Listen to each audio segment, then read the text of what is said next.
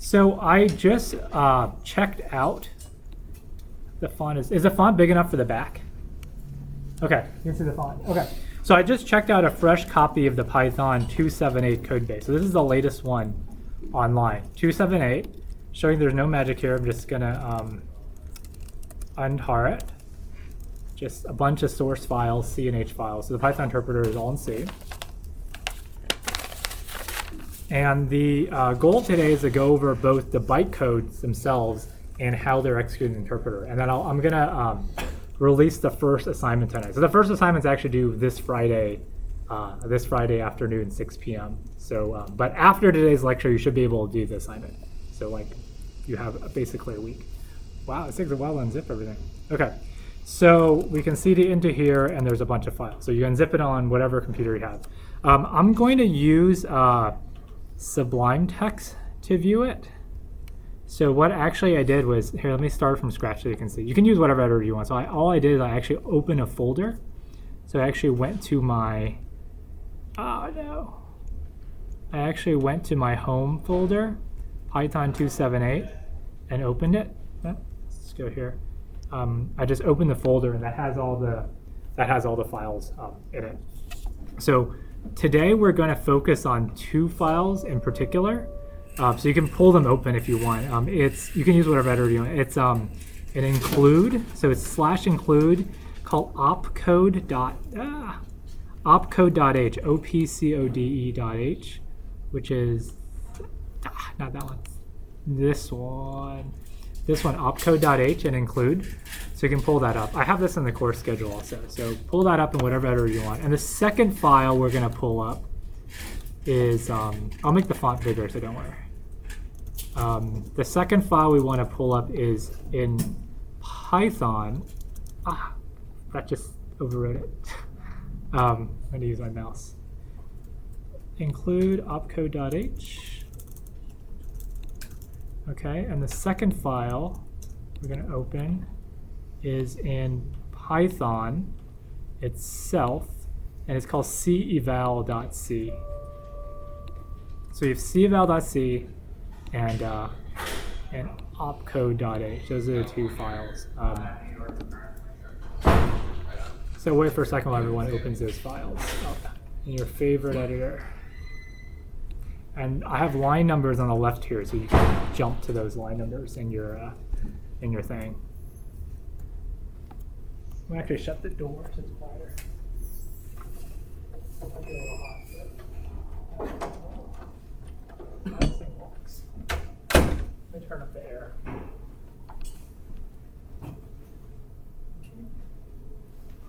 Let me turn up the air in the back if you want also.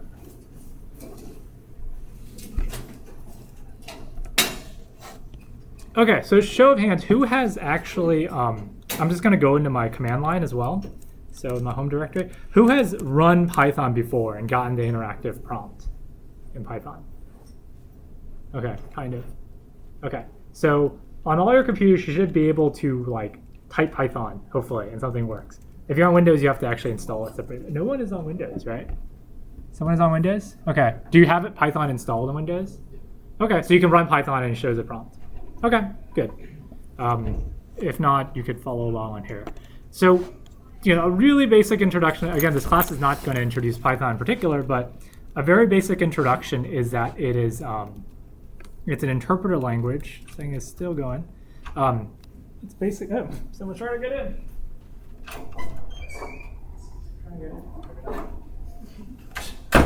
Or not. Someone's trying to get in. Hi. Are you registered for this course or are you auditing? Actually, You're auditing. That's fine. Yeah, it's fine. Just hang out in the back. So let's see. Okay, so what Python is, it's an interpreter language. Let me minimize this recording thingy so it doesn't get in your way. How does this? How do we minimize it? Good. Screen recording. Okay, so it's an interpreter language where you can write whatever you want. So, the simple thing is print, quote, hello world, and then it prints hello world to the console. You could use it as a calculator. You can say 1 plus 2, press enter, and then it prints 3. You can say x equals 1, And then when you say x, it gives you 1, or print x. And then y equals 2, y, and then z equals x plus y, and then z is 3, print z is 3. So it's, you can learn the language syntax by your own. It's fairly straightforward as far as the language goes. Has all the usual things you expect: variables, integer, strings, if statements, for loops, all the kind of functions, objects, all the things that you learn in, say, like Java or C. But it's, it's this really nice, simple syntax.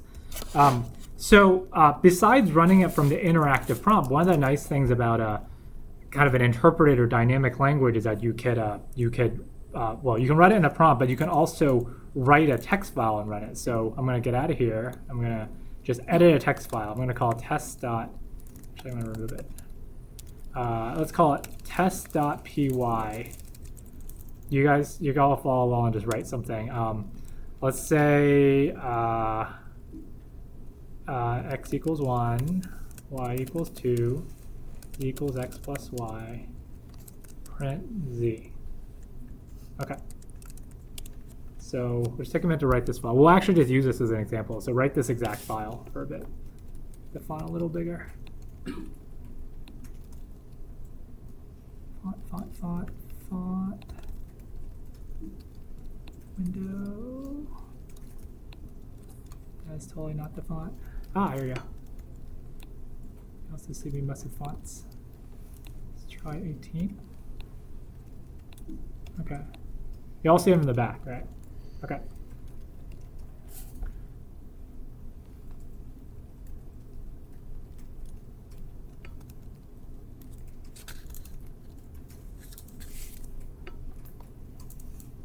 Okay, so does everyone have this written? Wait one more second, and then for those of you with it written, we can just go to the command line and actually run it. So run Python space test.py. Make sure it prints 3 to the screen. So we're gonna have I want to keep this up. Here, let me just move this so people can see it from the corner. Oh, it just happened.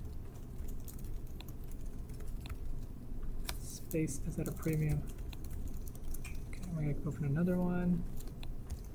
I'm just going to move this over so you all can see it. Okay, so in the same directory, if you do an ls, you should see the test.py. So when you type Python space test.py, lo and behold, it prints 3. So has everyone gotten that to print out?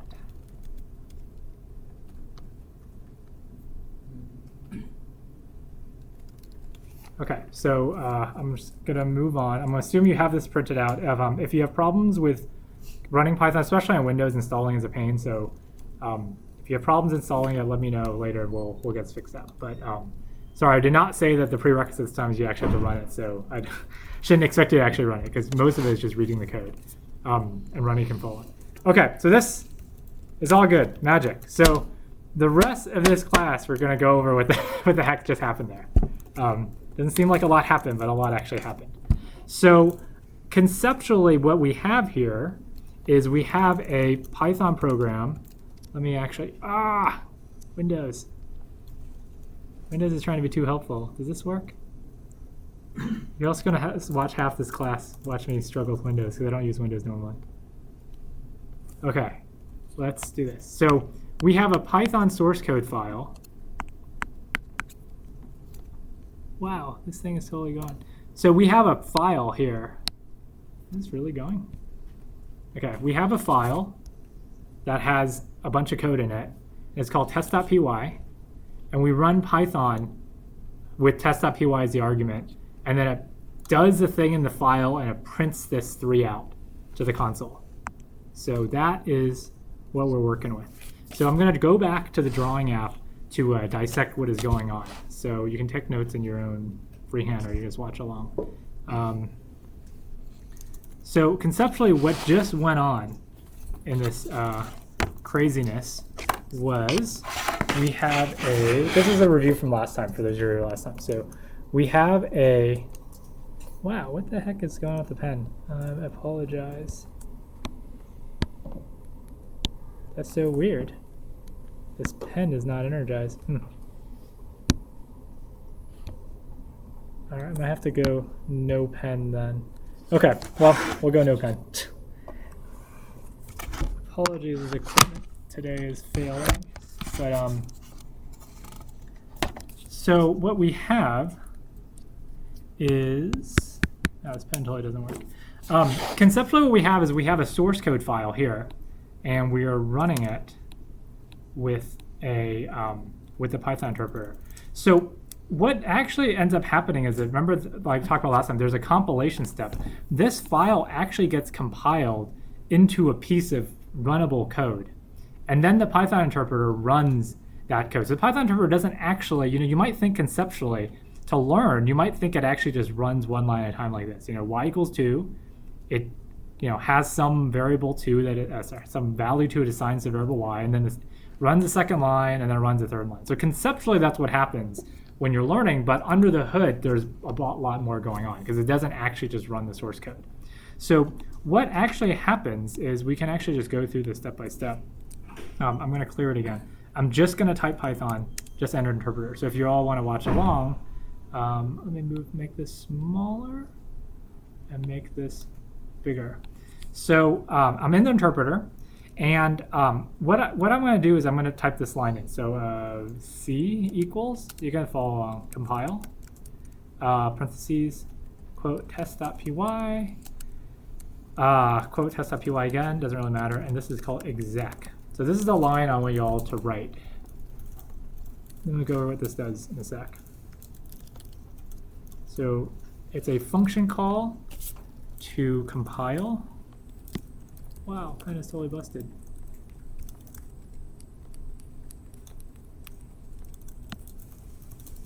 Interacts badly with this stuff. Okay, so if you hit enter, it should do something.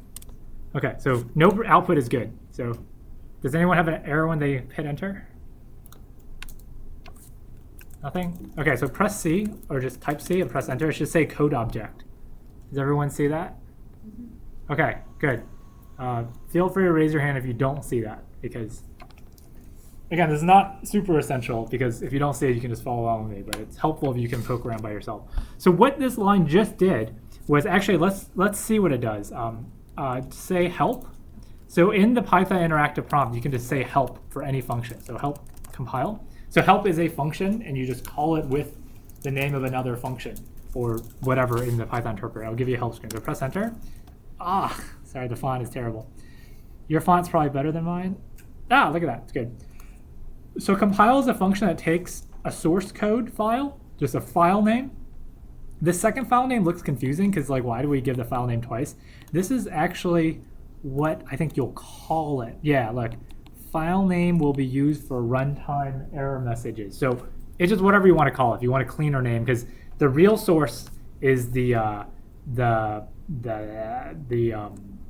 path or something. It could be really long. You can make the file name cleaner. Whatever. It's just you put the same thing in, and then mode is the really important one. So the mode must be exec blah blah blah. So we did exec exec to compile a module. That's what we did. So a module is a conceptually just one .py file. Every Python py file is a module, so we're compiling the whole file at once. And feel free to stop me and raise your hand if you have questions about any of this. So this is all that we did. And you'll normally not do this by hand because the Python interpreter does this all under the hood, but I'm just showing you kind of peeling apart. So C equals compile this thingy, took the text file. I can't point, right? Yeah, okay. I can self-point, yay. Okay, I can point. So it took the text file. This is just the whatever, and exec is the mode, and it compiles it into a code object. So C, whatever you type in the Python interpreter, it'll show you what it is. You don't actually have to say print. So C, this says it's a code object. So it's like, what is this code object? This is actually the compiled code. So we took a bunch of source code, which is written in English, sort of, right, or whatever pseudo-English this thing is. That's test.py. We took that, and then we made it into the C mysterious thingy. So it'll look inside any object.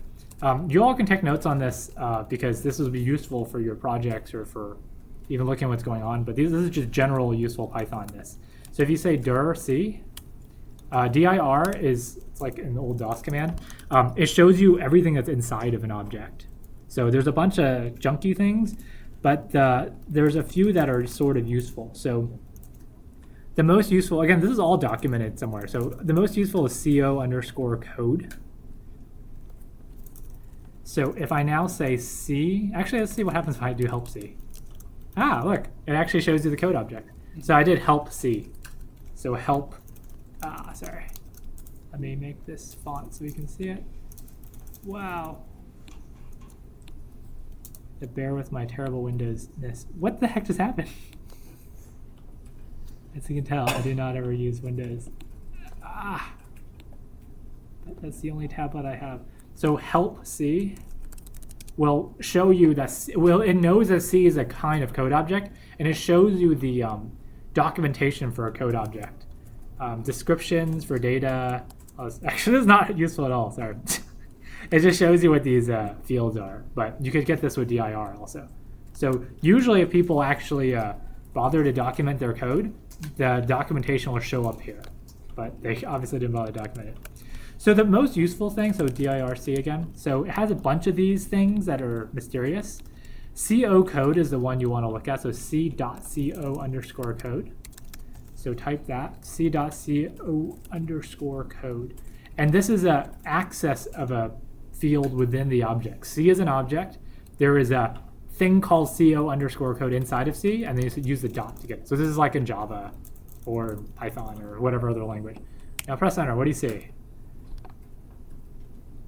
So you probably see something like this. Is that the exact same string, or is it a little different on yours? Okay, same. Okay, having you compare the strings is terrible.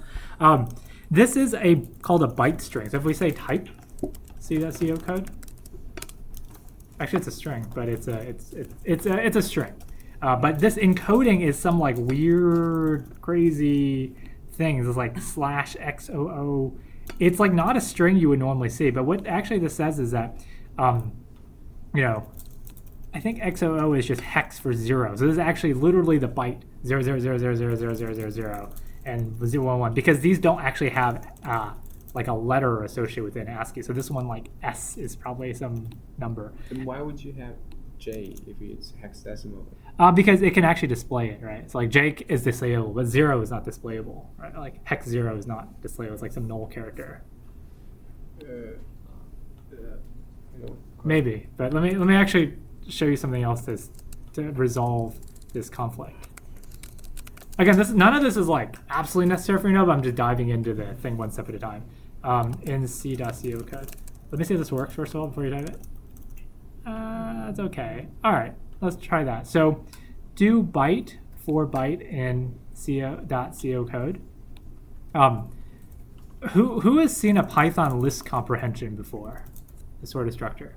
Okay, a few of you, but most of you have not seen this syntax. That's okay. I mean, Python is not a prerequisite for this course. So what this weird thingy does is that in Python, a bracket, this means a list conceptually in Python. So like in Python, you can have a list of 1, 2, 3, 4, 5, whatever. It's just a list of numbers. This syntax basically says we want to create a list by actually iterating over something. So c.co code is a string. It's just a string. Actually, I'm going to type it out again. So don't worry. You don't have to like type out everything here. I'm just going to just repeat it. So any string or anything has a length. So len gives you a length. So if I do length of this, it's actually 11 long. There's 11 things in the string. And if we painstakingly count, we can see there's 1. This escape code is 2. 3, 4, 5, 6, 7, 8, 9, 10, 11, or something. What this byte for byte thing does is it actually just creates a list, one element for everything in the CO code. So it actually breaks this thing out into a list. And notice how this list has 11 things. 1, 2, 3, 4, 5. So does that answer your question about the J? Because the J is actually a byte, and this is 000 thing is actually a byte. Okay. It's just that's how Python displays it, because it can't display 0 or 1, right? This is literally 00001 in bytes. But J it can display because it's ASCII. It's not terribly informative.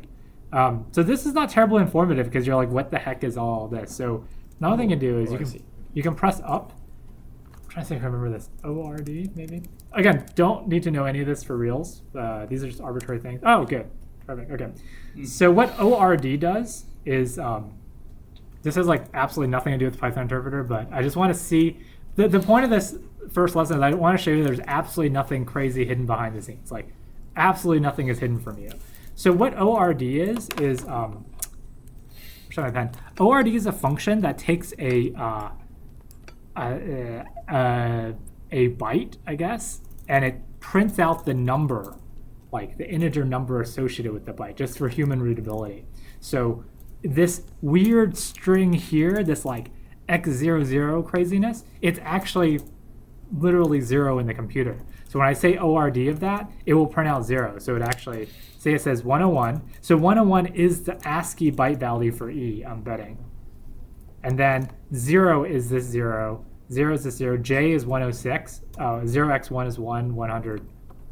Does that make sense? So again, this is not like super necessary, but if you look at the ASCII table, Yeah. this makes sense, right? So I have the ASCII table memorized. That's good. Let's zoom in. So 80, what the heck? 10, wait, what are we? 111? 101. Yeah, 101, right? 101 in ASCII is the letter E, right? And then whatever 106 is the letter J, because this thing 106 here is the letter J. It's just a way of printing it. But really behind the scenes, I guess the lesson I'm trying to get at here is that these are all just numbers somewhere, right? And you know, this weird convoluted Python string, which you don't even memorize, is how you get all those numbers out. So now you should be able to see why. So this code is called bytecode. And now the light bulb's like, oh, it makes sense, because it's a code of bytes. Right? That's all it is. Everything is 1 byte. And you have a bunch of code, and there's a bunch of bytes, and that's it. So this code that we have to not forget where we came from. We came from this, right? We came from this nice looking piece of Python source code written in a language called Python that was nice and beautiful and everyone can read it. And then we went into this thing. It turned into a list of bytes necessarily. Now it's not really a list, it's actually a string, right? It's just a bunch of bytes plopped together in memory somewhere. It's a string like this, so it's really compact. Everything is 1 single byte. We just did some magic fancy printing in Python to get all these numbers out. 101, 00, 106, 01, 183. So let me copy this so we could have it for reference. Actually, instead of copying, I'm just going to leave the terminal open. All right. I do some magic. I will try to get better at Windows, I promise. Okay, I'm going to do it again. No magic. Okay, see those numbers up there. Do you see the exact same numbers? Okay, it should be exactly the same. For the exact same version of Python, it should be the same because the code should all be exactly the same. Okay, so now the question is, what the heck does this mean? So does anyone have a guess at what this means? What? What does that string of things mean? It's the opcode and the operands. Okay, it's an opcode and operands. That's the instruction set for the virtual CPU that is in the runtime of the Python environment, I guess. Right. So we had a lot of words. There's an instruction set. There's a virtual machine. There's a runtime. Good. These are all good words. So we'll elaborate on all these. So will you be able to look at that code and tell me what it does? I hope you're not, because otherwise you shouldn't be in this class.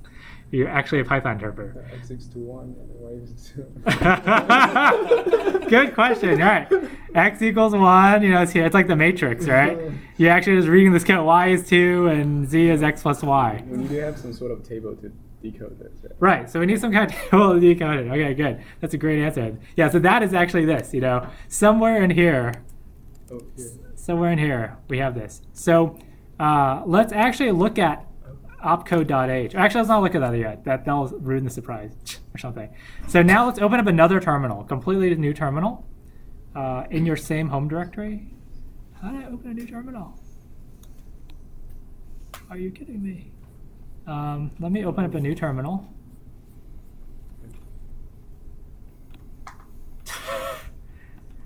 Oh my gosh. You have to work with somebody has to work with this great window manager. Can I open new? Are you new terminal? New. Yes! Okay. This is getting ridiculous. Okay, let's see everything on the screen. Because I want to just make sure everything is on the screen. That's why I'm going through all these contortions here. Okay, so obviously reading the bytecode like this seems silly because we don't know what it is. Fortunately, Python has a really useful module for what's called disassembling the bytecode. So remember test.py is here. So what we're going to do is we're going to run, if we run test.py, run 3, okay? No questions.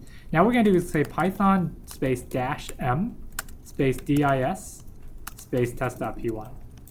So type that out and then press enter. Okay, so you should see it like this, something like this on your screen. Does everybody see this? Is there an error? Hope there's no errors. And we see, I think, exactly what we want to see. Okay, so what this is, it's called a disassembler. It actually just took this, compiled it, and then printed it out in a pretty way. Because inside the library, it knows what opcode is what, it knows what 101 is, and it knows what 0 is, and knows what 0 is, and knows what 16 is. So I'm betting you 101 is this, load constant thing. Actually, I don't want to bet because it might be out of order. So conceptually, this is the bytecode. And notice the general format is that there is a name. These bytecodes each have names for what kind it is. And then there's a line number. This 1, 2, 3, 4 is actually a line number. So line 1 is this one. Line 2 is these commands, these bytecode. Line 3 is here, and line 4 is here. So the first thing to notice is that every line can have more than one bytecode. Right, that makes sense? Now line 4 actually has 5 bytecodes. Line 3 has 4, and line 1 and 2 each have 2 bytecodes. So there's not a fixed number per line. So one line of source code can go to multiple bytecodes. And this line number is just useful for debugging because when you're stepping through it, it knows what line it's on. The second figure here is actually the byte offset of the thing. 1, 2, 3, 4, 5, 6, 7, 8, 9, 10, 11. Hold on. I think we missed 1, 2, 3, 4, 5, 6, 7, 8. It might have added some stuff, maybe, because it wraps around. But okay. Is there extra?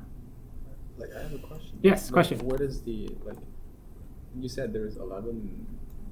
There's 11 bytes here, 11 yeah. bytes there, but so 1 byte could be multiple instructions actually. Yeah. The number is not really 11 instructions here, right? That's So right. How does that work? Do Yes. they have any correlations? Yeah, so I think it's actually more compact than that. So I think I need to go into that. We need to go in the H file. Right, but basically the question is there's 11 things here, but there's more than 11 things, ish things here. Some things have arguments. You don't actually need to do the byte level thing, but we'll go into this as we look at the H file. I think that will be uncovered. But fortunately, even though we're going in the interpreter, and it looks like it's all convoluted, the interpreter has macros and functions to wrap around all of that. So you don't need to actually do all the byte switching yourself. So pretend like this actually maps somewhat correctly. Let's actually do this now since you brought this question. So let's go to opcode.h. So just the file opcode.h. So don't worry about the interpreter. This one, opcode.h. Okay, so I'm gonna make the font big. This is a header file that basically has a bunch of pound defines that define what these opcodes are in numbers. So let's actually find the one we want, which is load const. LOADCONST, which stands for load constant, as you can imagine. So this one right here, 100. Okay.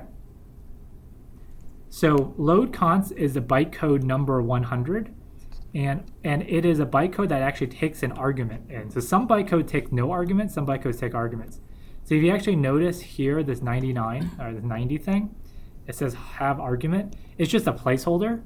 So every bytecode above this is in the opcode. Every bytecode above this takes an argument or takes some kind of argument.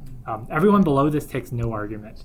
And I'll go over what this means in a second. So all these above take no argument, and all these above 90 take some argument. So I don't want to spend a ton of time trying to map it because I'm not exactly sure in my head, and you don't really need. So load const is 100, and so this class will not be about, just as a warning, this will not be about like matching up numbers. So don't. I'm just going a little too little less. Don't worry about this too much.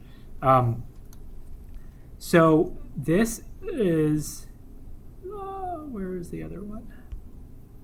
Yeah, so this is 101, and I'm betting that the extra 1 is the load constant of 1 here, even though we need to figure out how. So I think as an optimization, so it actually loads the constant 1, and then 100 is the opcode name, and then it just adds an extra 1 to it because it can. But that's not obviously safe because you can have a giant constant. So let's not worry about this too much. What we're going to do is we're going to just, gloss over. Just basically, this code is mapping into here somehow.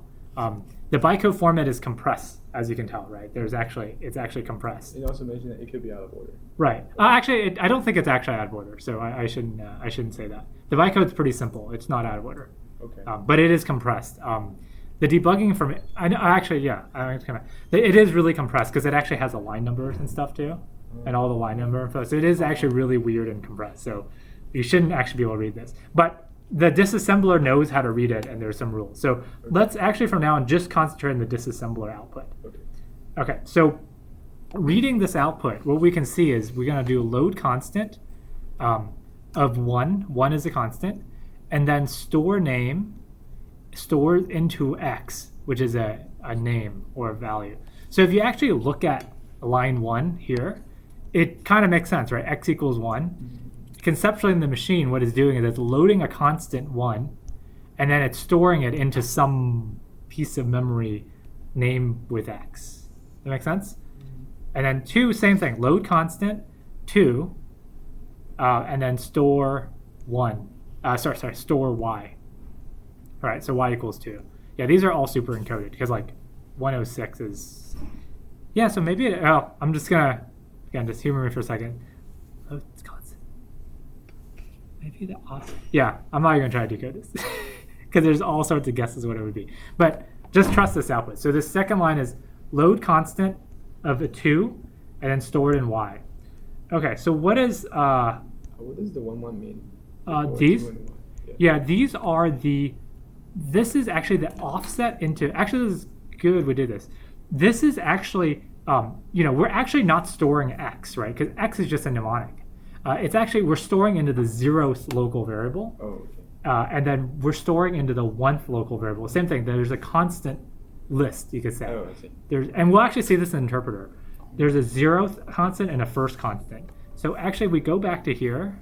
Maybe miraculously this will work.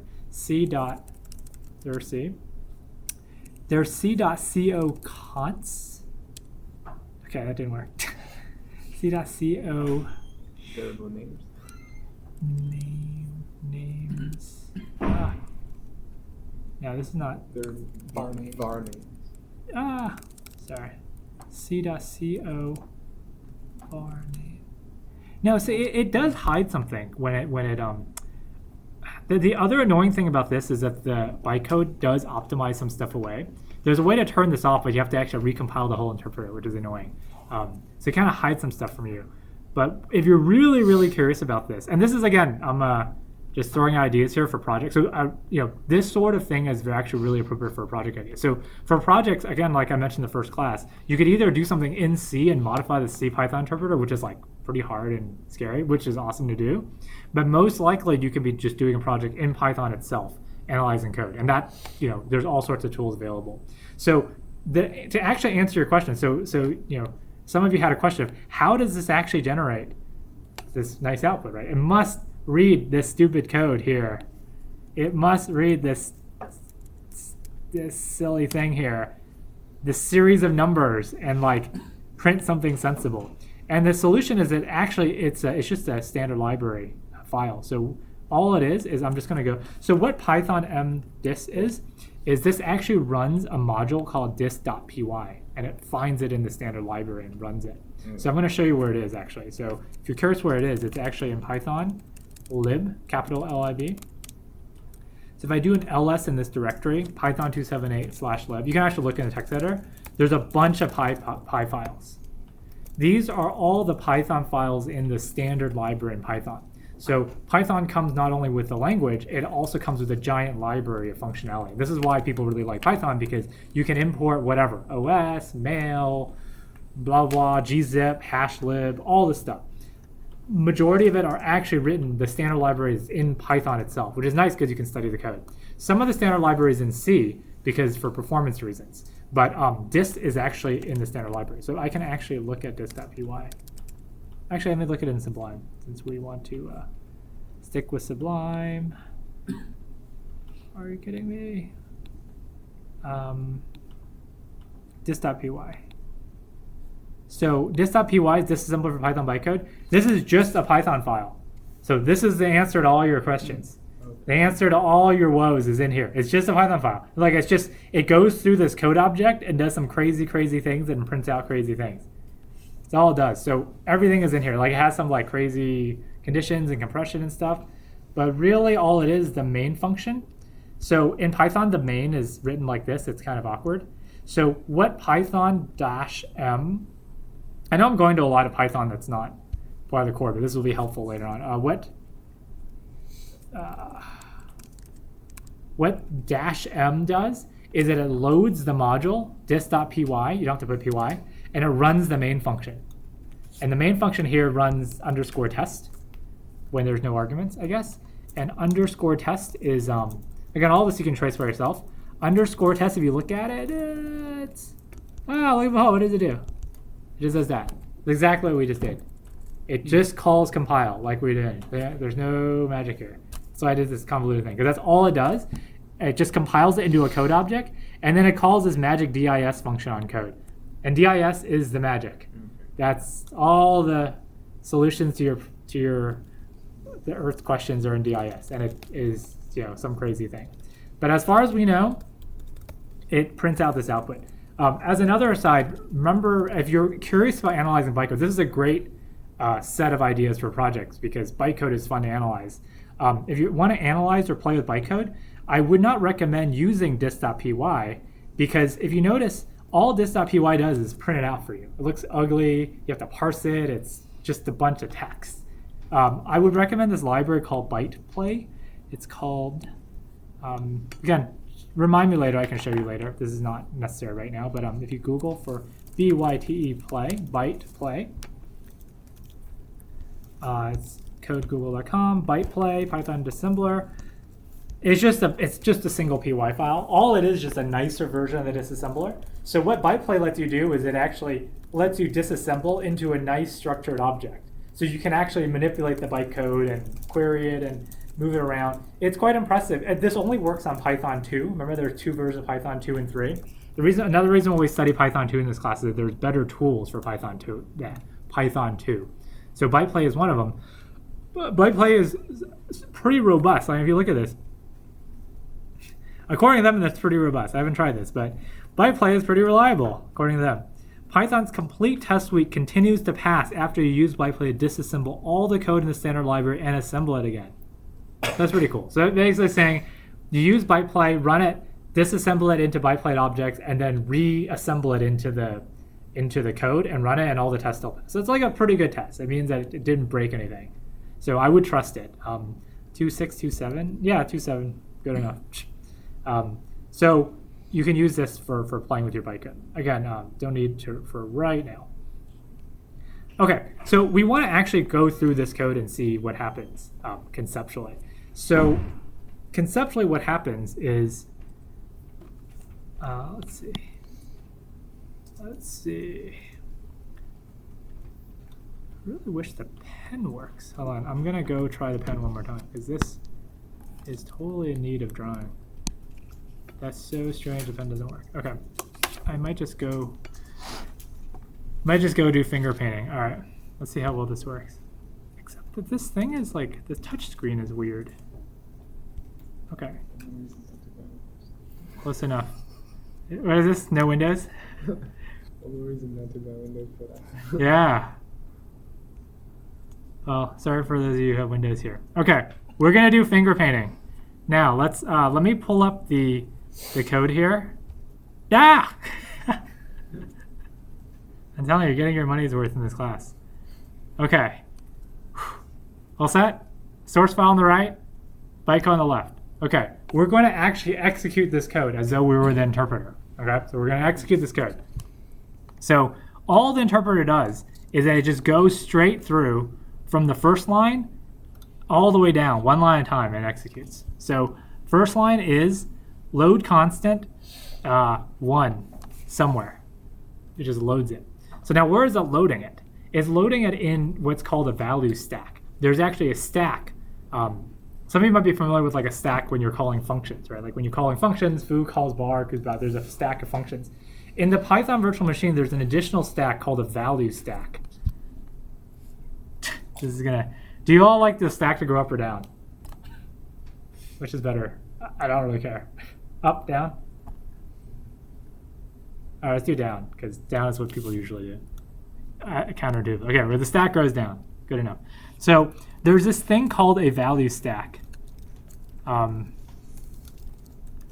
is here. So value. Wow, this is terrible. Sorry. There's a value stack that is just a bunch of objects. There's just a bunch of stuff. So when you say load const, that pushes an object onto the stack. And when you execute this code, it actually pushes an object called 1 onto the stack. All good? So there's one thing on the stack after this. This is not a function stack. There's no functions here, by the way. This is one piece of code, no functions. Now we're going to go line 2, store name. Store name takes whatever's on the top of the stack, pops it off the stack, and puts it into a spot in memory associated with the name. So when you execute store name, this thing actually gets popped off the stack. Let's try this. This gets popped off the stack. Nothing on the stack. And where does this go? This goes somewhere else. Like that. In memory. Does that make sense? So after store name x is 1, x points to 1. Nothing's on the stack because store just popped it off the stack. So the Python virtual machine is what's called a stack machine, as you can see. There's a stack that you're operating on with values. That is a very fundamental key concept. Okay, let's go to line, let's go to the next instruction. Load const, same thing. We're gonna load 2 now. So load const pushes 2 onto the value stack. Then store name does the same thing. It pops it off, and then it puts it here. So y, sure you're all amused by these drawings, and then pops that off. Make sense? Okay. So what happens in the next step? Load name here. Oh gosh. Okay. So somebody tell me what happens in this step now, given what we've seen.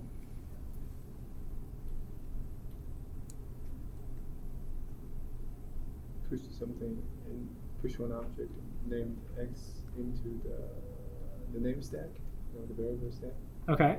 So we have one hypothesis that it pushes the x thing onto some stack of something. Any other hypotheses? We should do the stack with the add function. Sorry? We should do the stack with the add function. Okay. Push the stack for the add function. So maybe the add function has some stack, because we might want to. We're going to do an add later. That's a good idea. But the thing is, when the interpreter is really dumb, right? It doesn't know there's an add function coming up. It's a good thought. So if the interpreter is smarter, it would look ahead, but it doesn't. It's pretty stupid. It doesn't actually know. All it knows is, all it sees right now is load name x. So other ideas. I mean, these are all, somewhat, on the mark. So other ideas? What should go on the value stack now? Be more precise. So load pushes something on the stack. That's right. Object 1. The object 1. Okay. Other ideas for what could go on the stack? So your other suggestion was the name x, right? Okay. So we're either doing, either this x thing is going in the stack, or this one thing is going on the stack, right? It should be the x. Should be the x, you think? Because there's a 0 in front of the x. Right. So it's actually the 1 because the value, because it's a value stack, right? So it's actually, no, this is, well, that's why I didn't want you to pay attention to these zeros and ones because these are just internal. So pay no attention to these 0, 1. That's just internal bookkeeping. So the real thing is these x and y because if you pay attention to this, it will confuse you. Really, this instruction is load name x. So what this does is that it will load whatever x contains, right? X, it will look up whatever x is, grab its value, and then push it onto the stack. Now here's a kind of tricky question. What happens to this thing, this one right here that x is pointing to, this object? Because before when we popped it, we x'd it. Do we kill this now? Do we go like this? Does this die? So you say no. I think it's still there. It's still there. Good, good. It's still there. I can't undo, sorry. It's still there. The reason why is, right, just loading it doesn't mean we're going to delete it from memory, right? That would be kind of crazy. Because what if someone else needs this x, right? Yeah, we don't actually destroy it. So this brings another point now that actually I can't draw it too well here. We'll see this in the interpreter a bit. Don't worry if you don't get it the first time. What really this is that there's actually not a, you notice how I seem to have made a copy of the 1, right? There's actually not a copy. There's only one object called 1 here, but there's just 2 pointers to it.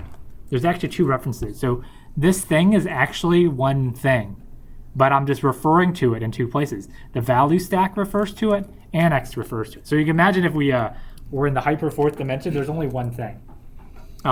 What this concept is, it's called reference counting. Gosh, this is terrible.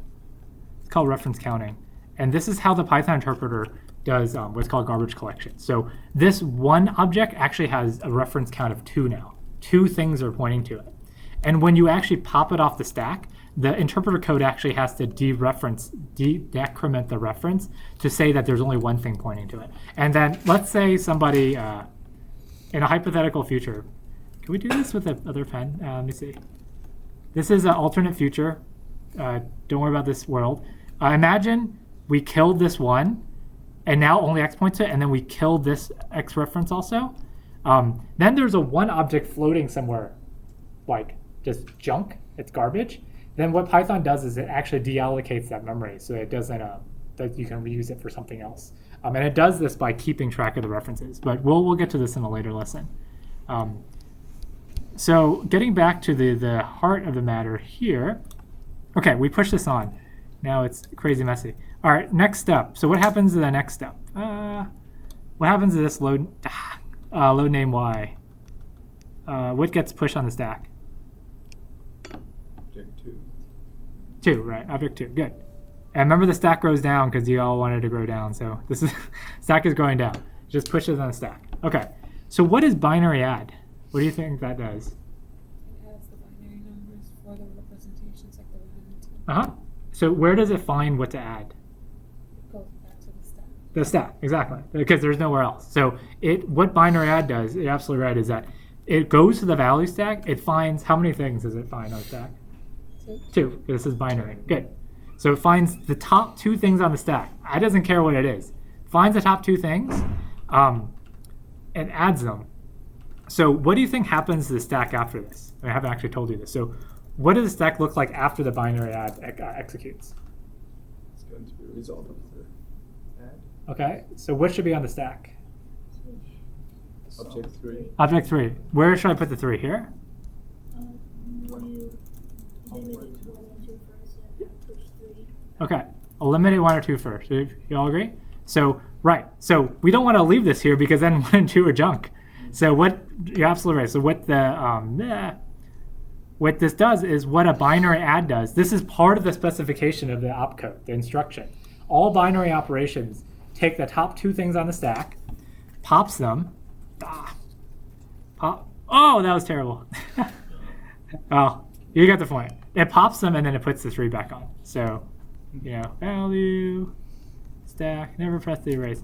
So it pops the 1 and 2 and it puts the 3 back on. So remember, x still goes to 1, y still goes to 2. These have not changed. pops and puts 3 on. So we did this, this, this, this, this, this, this. And then what does this last store name thing do?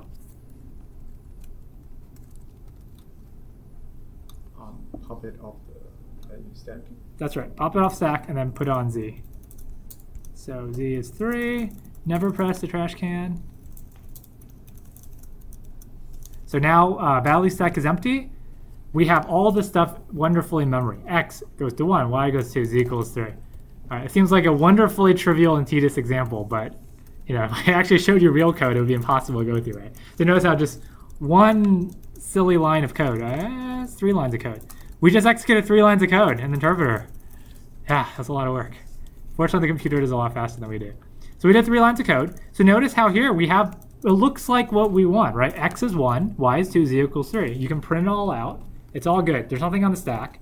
Now the last line here has a bunch of stuff. So we'll go through it really fast. Load name Z. This loads the Z thing on the stack. So it looks up 3, puts in the stack. Print item. So print in Python is actually a primitive operation, at least in Python 2. It's a primitive operation. So it actually has an opcode for print. So what print does is that it takes the top thing off the stack, it pops it, ooh, it's gone, and then it prints it to the console. So that print opcode just smashes it to the console. That's what lets you print. Print normally doesn't give you a new line, so it prints a new line as well. If you say print in Python without a comma in the end, it just prints your thing and a new line. So it's actually 2 separate opcodes, the item and the new line. And the reason why is because you may want to print a bunch of items without a new line. So again, opcode is a little bit more verbose. All these opcodes are detailed in documentation I'll show you. So you don't need to like remember 0, 1, whatever. And there's like no tests in this class. I'm not going to ever test you and say, what does opcode 25 do, whatever. See, it's all it can be referenced, all right? This is not an undergrad class, right? It's all can be referenced. Load const. Okay, so the final step here seems silly. Load const none return value. So load const none is a special constant. It's a special constant in Python. It just represents nothing. So what this last line does, just for completeness, is that it loads an object called none on here, and return value actually tells it to pop the thing off the stack and return it to its caller. Because everything in Python is conceptually a function. So we notice how we didn't have a return statement here. We can't have a return statement because it's a module. There's actually no return statement, but everything just returns none by default. So this will come in handy when you're actually calling functions. So don't worry about this, just some extra code right now. But conceptually, the really core part I want you to see is basically these lines. Does that make sense?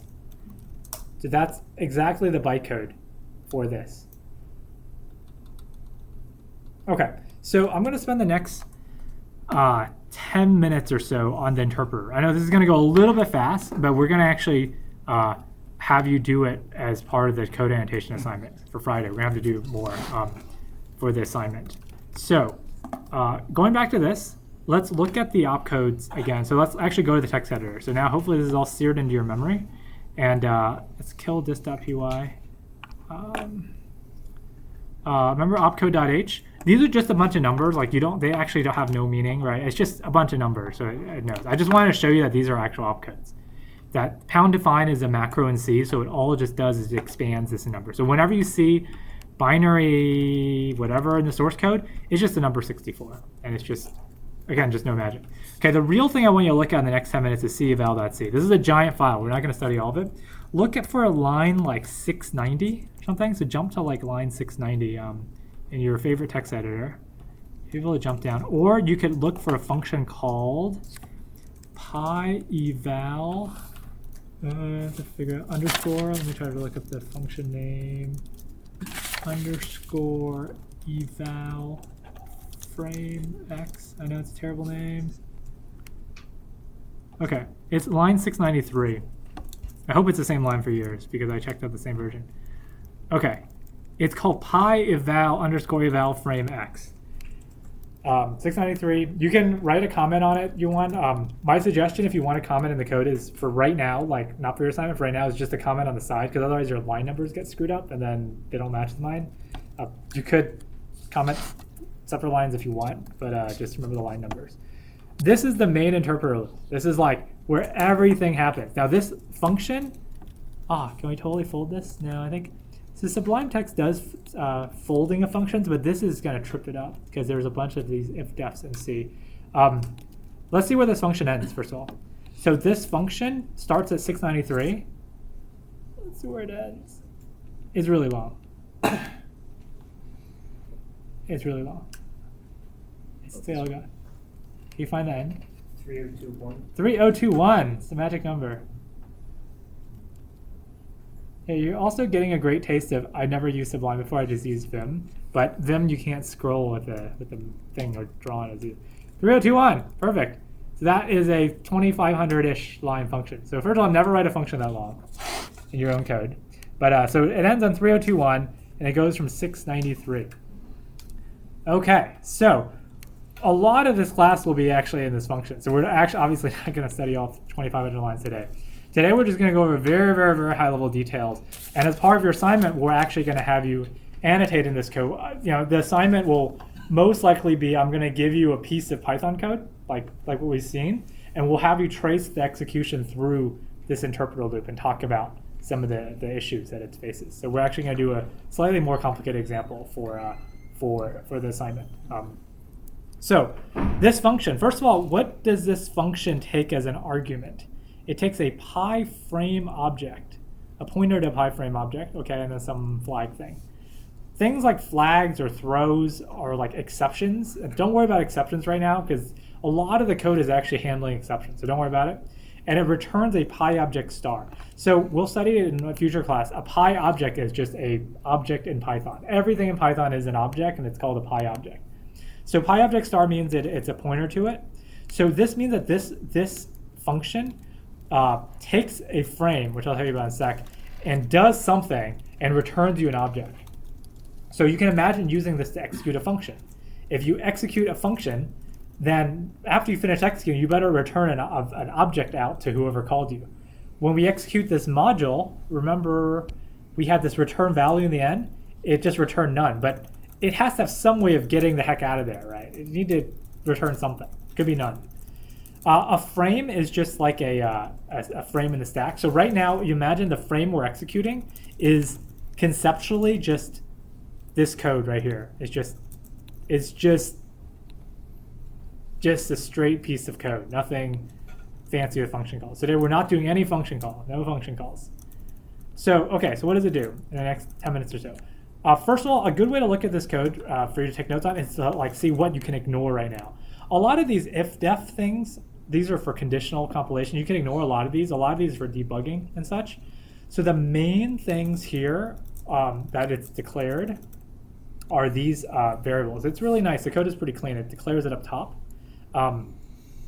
Notice this stack pointer thingy, next free slot and value stack. This is the value stack. So I'm happy to go over this in office hours. And also, by the way, my office hours are like right after this class. So if you have questions on like C or anything, happy to go over it. Because again, I'm assuming you're pretty familiar with C, but if you're not, happy to ask me offline. So usually in C, whenever you see a double star, that means it's a list of pointers or an array of pointers.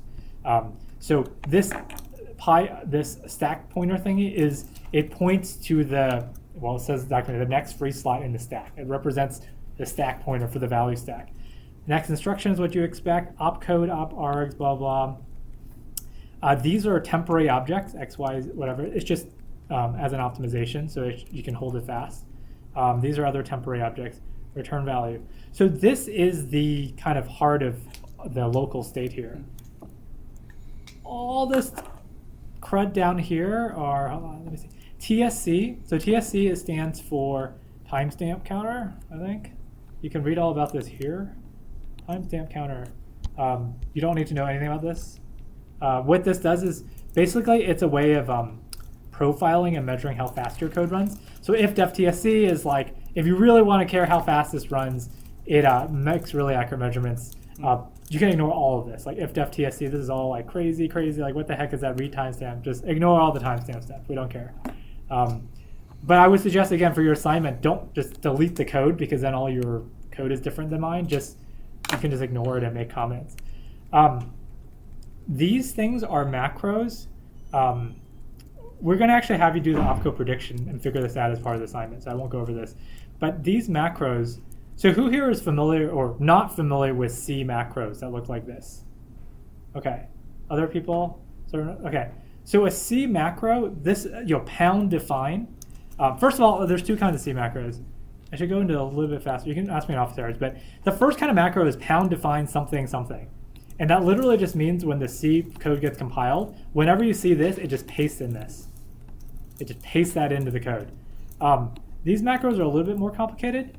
It basically means that whenever, these things have parameters. Basically, if you see a macro called jump to and you say 5 or whatever, it will literally more or less paste in the code, except with X, it's like a 5 there. So macros are just shorthand, so you don't have to keep writing the same code and code again. To first order, what it is just avoids you copying and pasting a bunch of code. Like all this weird code is being written again and again, so they put it into macro. And they actually give it a name. So next op means next opcode, next argument, peak argument, and so forth. And this is all, like your question here, this all encapsulates all this weird bit stuff. Predict, okay, don't worry about dynamic prediction profile. So this should be off, dynamic execution profile. So the predict should be this one. This is the predict one. And again, it's an exercise for you to look at what this macro means. We'll actually use this as part of the assignment. So definitely look up C macros, because this is a non-trivial one. It's like, what is this pound whatever thing? It actually has a meaning. These things manipulate the stack, if you notice. For example, top gets the top thing on the stack. Second gets the second thing on the, this is the value stack. Third, fourth. Peak means look at the nth thing. Set top is what you expect. It sets the top thing, sets the second, sets the third. Empty means, is the stack actually empty? Push pop. So push pop is what we were doing before. It pushes something on the stack, pops something on the stack. LL trace is some other crazy whatever thing. Else push pop. Don't worry. Again, usually when you see these if def is another macro saying if this weird thing is defined, do this. Usually they're false. So usually we're going to use the default version. So if you notice, push and pop are just macros for basic push and basic pop. So it does what you expect. Push something on the stack, pop something on the stack, whatever. Get local, blah, blah, blah. There's a lot of stuff. Okay. Finally, 200 lines later, we're actually going to start the code. We got 5 minutes. 200 lines later, start the code. If the function frame is null, return null. Okay. Good call. Smart. We're going to end there. Okay. So if someone is idiotic past you a null thing, don't freak out. As you'll see, a lot of C code needs this because you don't, if you don't do this, then you get a null pointer dereference or some memory error. You got to handle all the stupid stuff. Enter. These are all things you can ignore, like T-state tracing. Again, there's a lot of stuff I'm talking to, but I'm just telling you what is safe to ignore. Right? You don't have to understand every bit of the code because this is a real code base, right? This is not just something I made up. Real code bases have all sorts of details. This T-state is probably some profiling thing. Ignore, C profile. A lot of this is just for debugging profile. Okay, so this is actually something you need to pay attention to. CO is the code. So the code we want to execute, we're going to grab from the frame. Talk about frames next time. Names, constants. Grab everything out. And next instruction, stack pointer. Okay, forget the LO trace. Okay, finally. Okay, 964. Make a note of 964. This is an infinite loop. Why do you think they write it as a 4 and not as a while? That's a good question. Any thoughts? Anybody have thoughts on that? I just have a guess. I don't know. I think it might be more portable. So the big thing with C is that people have all sorts of crazy C compilers, and maybe 4 is more portable than while. I don't know. I don't know why the heck they do this. But this is basically an empty for loop. This is basically the same as saying while true or while 1. This loop will run infinitely until something kills it. Part of the exercise is to see what actually kills it. So this runs infinitely, and all it does is conceptually, we have 2 minutes left. All it does is it's just a giant for loop. All it does is that it goes through your bytecode 1 byte at a time. 1 opcode at a time. We'll have to find where actually it goes. Next opcode, instruction, blah, blah. Opcode, next op, okay. 1080. Extract opcode and argument, 1080. Again, this should all be familiar. It's just a lot of crazy C code. It's exactly what we did manually. No surprises, except lots of weird code. It says grab the next opcode from my string, grab it out, whatever it is. Grab the argument, if has arg, next arg. So some opcodes have an argument, grab the argument out. It's probably some, what this is doing is conceptually, grab this thing. If it has an argument, decode it, grab it, whatever. Do something. Next time in the for loop, do this, do this, do this, do this, do this, do this. We run off the end, we explode, and we're done. So we grab the opcode into a local variable called opcode, and lo and behold, all this thing is a giant switch statement. So another thing to bookmark is 1112 switch opcode. It's a giant switch statement. So a switch statement in C is just like a giant if-else statement. It just says, what is the opcode? If it's this, do this. If it's that, do that. It's super, super dumb. There are some optimizations with all the beware. Okay, I'm just going to fly through this. You don't have to know all of it. But look, if it's a load fast, do this stuff, right? If it's a load const, do this stuff. If it's a store fast, do this stuff. Pop out, do this stuff. Most of your 3,000 lines is exactly that, right? It's like super, super boring.